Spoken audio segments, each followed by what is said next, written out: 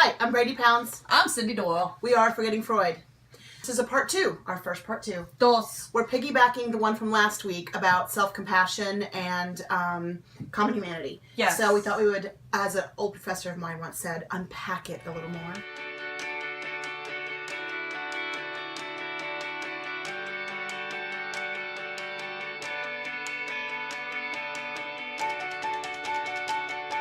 So one of the things we were talking about in last week's video was the 3 components that Kristen Neff has in regard to self-compassion. The first one is mindfulness, and we talked a little bit about that. It's knowing what's going on inside of you. How do you feel? Really getting into your body and being present. I didn't say this, like being present in the moment. Is really what it's about. That's one of my life goals. Yeah. I work on that daily. Yeah. So it's very about being present in the moment. You're not you're not looking at the future, you're not looking in the past, you're stopping in this moment of time and being present in the moment. So I didn't say that last time about that. I did want to unpack common humanity. I think mostly because for me, when I heard Brene Brown talk about common humanity, I'm like, I don't get it. So giraffe. Oh, that was my little dog. So I didn't get it in the sense that I'm like, what? Like everybody goes through stuff, but I was still had the comparison. So with common humanity, I said last time, it's not that, I haven't been in your shoes, I haven't been in your shoes, you haven't been in my shoes, those kinds of things. So common humanity doesn't minimize. No. Because I can see where that would be taken that way. If I say, yes. If I say, oh, well, I've been there, then I totally understand that I've been there. Oh, yeah. Then that's going to minimize your stuff. I'm going to be like, yeah, that is not common humanity. That's not a matter of saying, oh, I get it, I've been there too, because we haven't. I mean, so what we can do is, but other people experience the feelings that you feel due to a situation. So neither one of us are parents, however, parenting is so easy to pick on.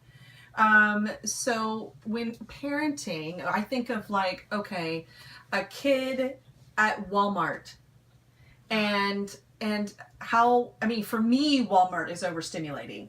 So, or Cabela's.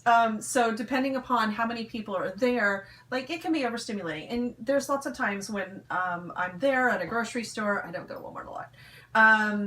But I've seen kids throw temper tantrums, right? Yes. And in that moment, it's really easy to think about how everybody else is viewing you, that, oh my gosh, they're judging me.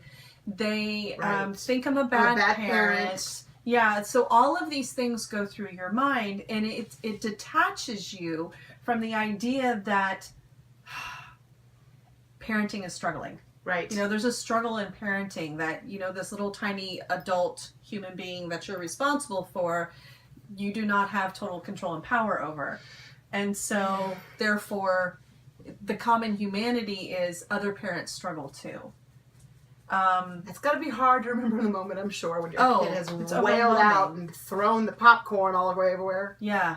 Nuggets, chicken nuggets. It can be used in a relationship. I think of any kind of relationships that sometimes we freak out as far as like conflict with people in our significant others, our friendships, our family.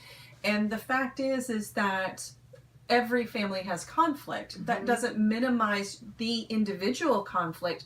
But if you can remember, in order to have a relationship, there is probably going to be some conflict. Right. It gives us a sense of common humanity and the feeling of uncomfortableness that we may be feeling. So it kind of normalizes things. Yeah. If you're practicing common humanity, it kind of normalizes maybe this is not isolated here incident. This happens. I'm not crazy. I'm not in a terrible dysfunctional family. It's just got some issues like everybody else. And that's the exact opposite. You hit the nail on the head, because the exact opposite of common humanity is isolation.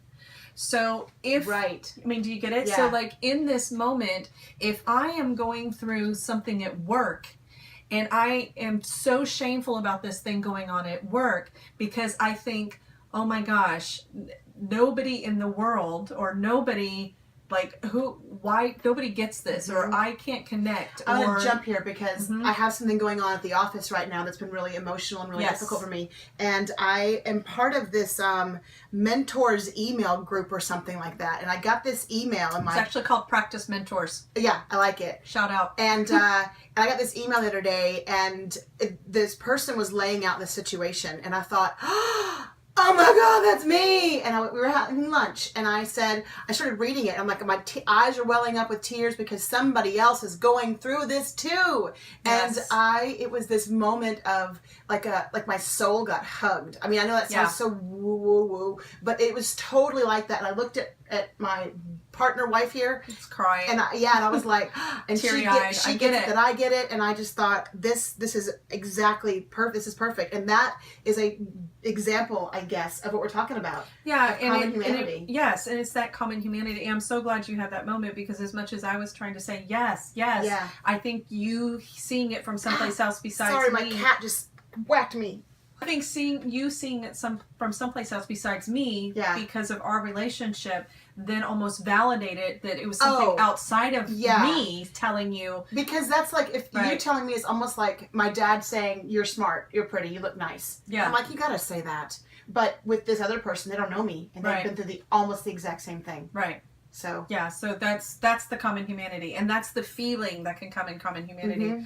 It was, to me, it's like this wave. I love that you said it's this hug that you felt. Oh, good stuff, man. So then the other aspect that I was going to talk about briefly was the self-kindness. One of the things that we've talked about in self-kindness is sometimes it's helpful to have a mantra.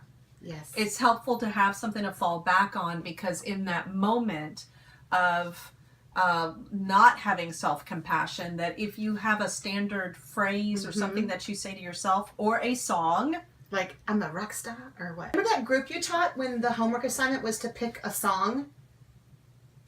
the like your champion theme song? Yes. That was such a cool thing, and that's isn't that kind of what we're talking about? Like, is that part of the... I think it can be. If I was going to have a self-kindness mantra, I think it would be something like, you're worthy of love and belonging. You're enough. I'm enough. Yeah. Yeah. I think that would probably be my mantra that I would have in that moment.